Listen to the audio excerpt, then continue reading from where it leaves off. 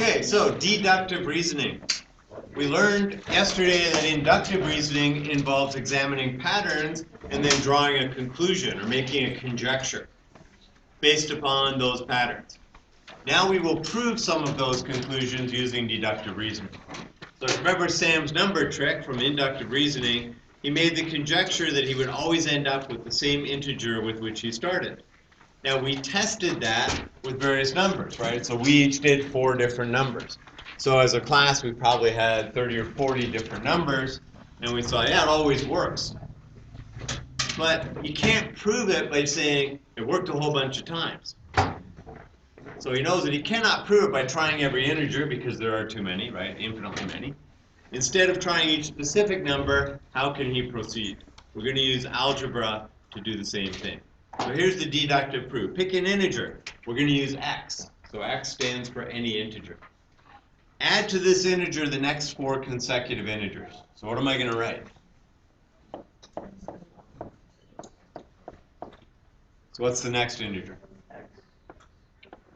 So we've got x plus 1. Then what? X plus 2. Then what? X plus 3. Then what? We're going to add x plus 4. Okay, so let's simplify that. What have we got? We got 1, 2, 3, 4, 5 x's. We got 1 plus 2 is 3, plus 3 is 6, plus 4 is 10. So we have 5x plus 10. We want to divide that by 5. So what are we going to get when we divide that by 5? X plus 10. X plus 5. 10. 2. Any other numbers you'd like to try? X plus 2, right? Let's show a little more detail, right? If we factor out the 5, we get 5 bracket x plus 2 over 5. 5's cancel. We get x plus 2. Subtract 2 from your last answer. What's x plus 2 minus 2? And so we're going to end up with the number we started with, right? In all cases, right? This is deductive reasoning. It's going to work for any number because we've let x be any number, right? X is any integer. Then what do? Well, you add the next 4 consecutive. What are those? X plus 1, x plus 2, x plus 3, x plus 4. You get 5x plus 10. That's divisible by 5, right? 5 goes into 5x x times, into 10, 2, you get x plus 2. So at this stage, we're always 2 bigger than the original number we started with, and now we're going to subtract 2. We end up with the original number. Okay? So inductive reasoning is going from the specific to the general. We look at specific examples. I tried it with 0, and it worked. I got 0. I tried it with 3, and we got 3. I tried it with 7. I got 7. Deductive reasoning starts with the general and just proves the actual conjecture. So a conjecture can be proved using deductive reasoning. This involves using a logical process to show that what is to be proved follows from previously proved or accepted propositions. Okay, you have a little bit of reading to do, so after this, read page 31 in the textbook, the summary. Prime numbers. Okay, remember we had this one, prime numbers. Sam came up with the expression n squared plus n plus 17 and thought it would always generate a prime number. It worked for all the natural numbers up to and including 16. Okay, somebody want to look back in their notes and give me the numbers, we'll fill them in. Yep. Thanks. 37. 37. 47. 47. 59. Yep. 73. 73. 89. 107. 127. 127. 27. 149. 149. Okay. So the conjecture for this example would be n squared plus n plus 17 always produces a prime number with any natural number n. And it did for 11 of them. And, really, I'm convinced after 3 or 4, I don't really need to see 11. So I'd be pretty convinced. But then we found out, wait a sec, this wasn't true. We found a counterexample to this conjecture. The counterexample was if n is equal to 17. Therefore, the conjecture cannot be proved deductively, since it is not true for all natural numbers. So if something is true for all numbers, you can prove it deductively, right? We could put an n in there and say it's always going to be prime. That would be sort of tough with this, because saying you're generating a prime is kind of a tough thing. It's not like the number trick. Number trick is kind of easy to prove. So one counterexample disproves a conjecture, and we can move on. Pythagorean triples. Yesterday we determined that any multiple of the Pythagorean triple 3, 4, 5 will produce another Pythagorean triple. Use deductive reasoning to prove your conjecture is true. Okay, so we're going to let, right, we said any multiple, so we'll let k, his writing's going to disappear. Let k be any natural number.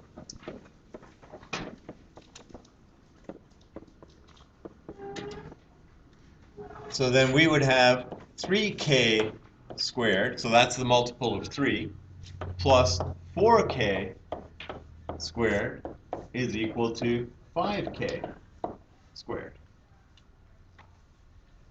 Right? And we want to show that this is true, right? So we're kind of asking, well, is it true? We know it's, there we go. I knew that was going to happen.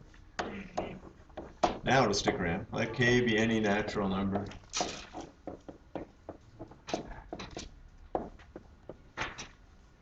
Okay, so we know 3 squared plus 4 squared was equal to 5 squared, right? With a little question mark there. 9 plus 16 equals 25. Is that true? And 25 equals 25, and that's true. So now we want to do it with 3k, that's the multiple of 3, plus 4k quantity squared, that's the multiple of 4, and ask, is that equal to 5k squared? So what's 3k squared? 9K. 9k squared. What's 4k quantity squared? Okay. Really? 16. 16. Yeah, you don't have all of it. 16k. Squared. Yes. And what's 5k quantity squared? 25k squared.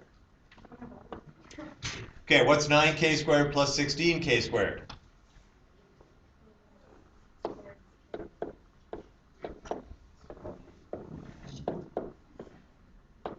Okay, so that's true, right? So that's a deductive proof, right? We tried a bunch of numbers, right? We tried, well, let's double them, right? Let's try 6, 8, 10, okay, that worked. Let's try 9, 12, 15, okay, that worked. Let's try 12, 16, 20, okay, that worked. And this shows that it's going to work for any natural number.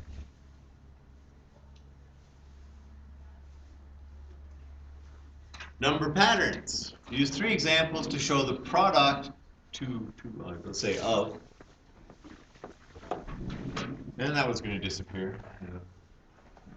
Who knows how long. So use 3 examples to show the product of 2 odd numbers is always odd. So go ahead, do 3 of your own. You want to multiply 2 odd numbers and see if you get an odd number as a result.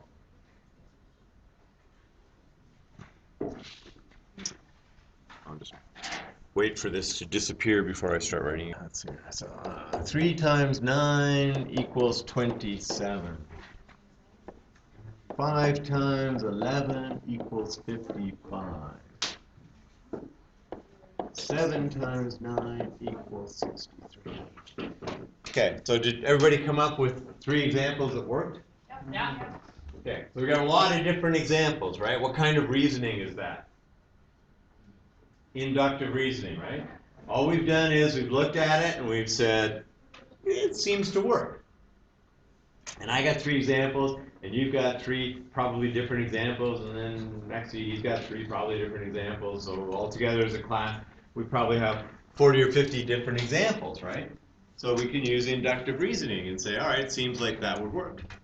Now, use deductive reasoning to prove that the product of 2 odd numbers is always odd. So what we're going to use is we're going to use a special way to make a number odd, right? So we're going to pick a number, any number, right? But what if you pick an even number? How can I make it odd? Here's what I do. So let's start with let A and B be any two numbers. Any two, let's go with integers, I guess, really. I mean, it should work whether they're positive or negative, right? Doesn't matter if I did -5 times 7, I get -35, but it's still odd. So let A and B be any two integers. Then, okay, here's how I make a number odd. If the number you give me is even, I'm going to double it and add 1. Okay, so you give me a 4, I'm going to make it 8, add 1, it'll be 9. If the number you give me is odd, you give me 5, I'm going to double it, now it's 10, and then I'm going to add 1, it'll be 11, so it'll be odd. Okay, so I'm going to force it to become even, so then 2a plus 1 is one odd number. So when I multiply a number by 2, it becomes even, right? Whether it was even or not. If it was odd, it becomes even. If it's even, it's even. And when I add 1 to an even number, what do I get? I get an odd number. So that's how I force this so that I know I'm dealing with, so 2a plus 1 and 2b plus 1.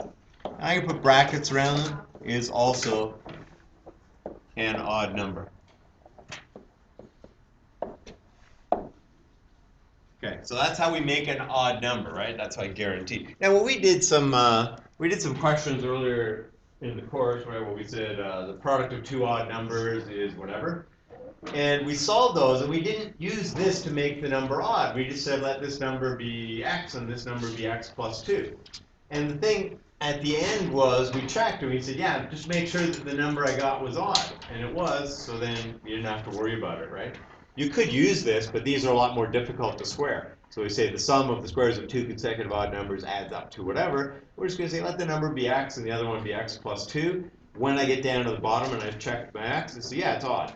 Okay, so that's good. It matched, right? If I got an even number, I'd say, well, this doesn't work then, right? It didn't solve. But these have to be odd, so we make them odd. So we got the product of two odd numbers. Here's the product. So we've got 2a plus 1 times 2b plus 1. So when I multiply, what am I going to use? FOIL. And how many products will I get? 4. Okay, so what's the first one? 2a times 2b is 4ab. 2a times 1 is plus 2a. 1 times 2b is plus 2b. 1 times 1 is plus 1. Okay. Now if you look at this, you'd say, hey, look at these three guys here, right? They have a common factor of 2. So I'm going to write this as 2 times 2ab plus a plus b. Okay, you agree that this is the same as these three guys here? Okay, yeah? Yeah. Yeah, thank you. Definitive agreement there, so yeah. And when I take this number, whatever it is, and I multiply it by 2, what kind of number does it become? When you multiply a number by 2, you're always going to get an even number. And then what are we doing? We still got the 1 here. So that proves that the product of any two odd numbers will be odd. Right? It doesn't matter what we choose for A and B. You know, A is 4, then that's 9. B is 5, then that's 11. 9 times 11 is 99. Right? And we proved it by saying, well, we're going to FOIL it out, and we see that those first three terms, 4ab plus 2a plus 2b, can be written as 2 times, and then we've got 2ab plus a plus b. 2 times any number gives us an even number, and then we're adding 1, so this is an odd number. Okay, so let's just state that, right? We should finish it off. So since 2 times 2ab plus a plus b is always even, or must be even, let's just say must be even, then 2 times 2ab plus a plus b plus 1 must be odd.